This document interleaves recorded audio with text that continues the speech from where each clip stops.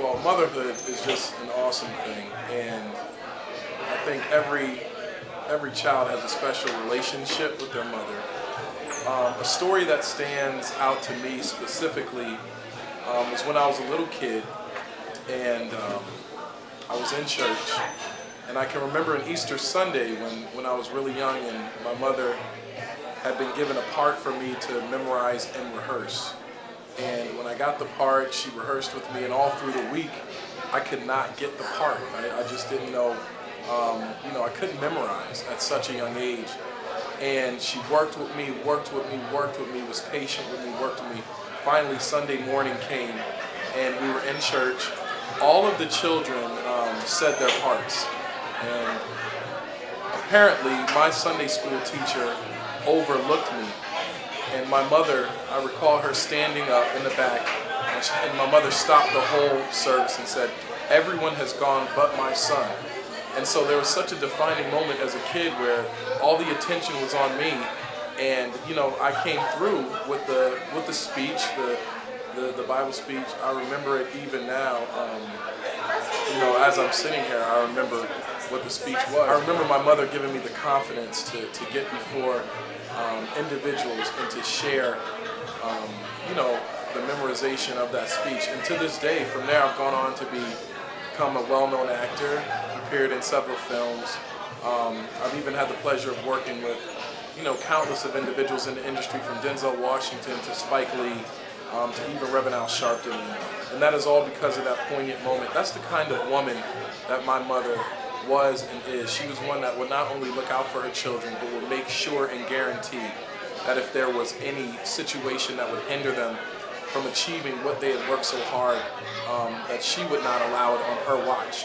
And so as she's being honored today, I'm just privileged and happy that finally she's receiving the accolades that sometimes goes unreviewed and unseen. Mothers doing hard work for their children to solidify them. So on this particular day, I just want to say to my mom, First Lady Linda Jefferson, congratulations on receiving your award. Linda Jefferson and her son, David Jefferson Jr. to join us. And we met the Jeffersons, as I said, many years ago, and I remember in Barbados, meeting Mrs. Jefferson, and now we meet the rest of the family. So we're so happy to have them here and to be acknowledged. So Linda Jefferson and her son, David Jefferson Jr. How's everybody doing tonight? We're excellent. If you're happy and you know it, clap your hands. If you're happy and you know it, clap your hands. If you're happy and you know it, then your face will truly show it. If you're happy and you know it, clap your hands. Whenever I speak publicly, I always start with that because that is one of the first songs that my mother taught me when I was a young man. And I've always noticed that it always warms up a room and it puts everyone on a level playing field because it shows who isn't happy. And then from there, it also passes on a spirit of happiness to the individual who is not. And so I'm just pleased to be here tonight, not only because of this great organization and how you all are honoring mothers, but because I'm pleased to present a wonderful woman who has been in my life for a very long time, who is one of the honorees, and that is First Lady Linda Jefferson. My mother comes from a very small southern town in Jennings, Louisiana, and it is down in the bayou, as it is called. In the bayou, there is a certain stigma, and there was a certain stigma when my mother was young, that women would not be able to get off of the so-called porch. This porch is where a lot of women reigned, and they would sit, and you would see mothers and aunts and cousins. As individuals would walk by on the dirt roads, you would see women sitting on the porch, and they would be speaking and having conversation. At a very young age, my mother's relative, her cousin, became pregnant. When she came and saw my mother, she stated, "Linda, you probably will not be getting off of this porch and becoming anything further with your life because Jennings is where you're born and it's where you'll stay." My mother went on to go to Grambling State University. She got off of the porch, and when she got off of the porch and she went to Grambling, she met a fine young man by the name of Dr. David Jefferson Sr., Esquire. He's this handsome guy sitting right here.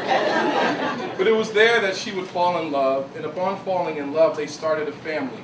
Early on, when they started this family, they made a decision collectively that they thought it would be best for him to continue working in the business arena. She would give up her love for finance, and she would take the time to raise a family. With her raising a family, she helped to raise not only myself, but my 3 sisters, one of whom is with here today. And from there, throughout the years, my mother has been engaged in ministry. My father and mother have been in ministry for more than 30 years, and they've been very poignant with acknowledging the fact that Christ is the center of our lives. And with that foundation, because of her, I've been able to not only go on, but because of her, I've gone on to become a major actor. I've appeared in several films. I went to film school as a result of the fact of what she instilled in me. And as I close, I want to tell a story. When I was very young, many of you know on Easter, that's the day that we would get together, we would recite our Easter speeches. Well, one particular Easter when I was young, my mother was working with me because I had an issue memorizing. She worked with me all week, and then finally Sunday came. When Sunday came, the ceremony was done very well, but they overlooked me as a little guy. And my mother stood up and she said, "My baby has studied his speech all week." You can attest to this. And she said, "You're going to give him an opportunity to say his speech." And sure enough, I got up and I said my speech. And that really is the testament of the type of woman she is. She leads in Newark, New Jersey, a ministry of over 350 women. Every month there's a focus around motherhood, womanhood, sisterhood, and they come together in the city of Newark. And Mom, I'm not only proud of you today as your son, but I'm proud of the fact that finally, after all of your hard work that's gone unseen, you are finally getting recognized by a group of individuals who share the same love and spirit as you. So on today, happy Mother's Day, and continue to be the mom that you are.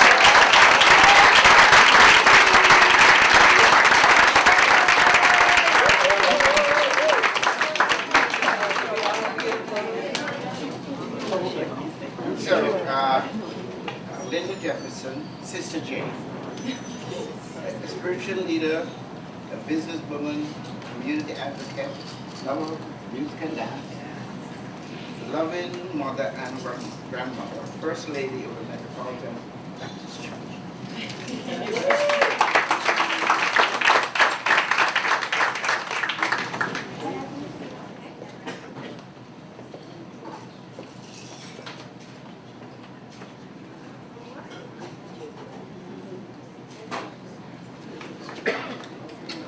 Happy Mother's Day, everyone. Happy Mother's Day.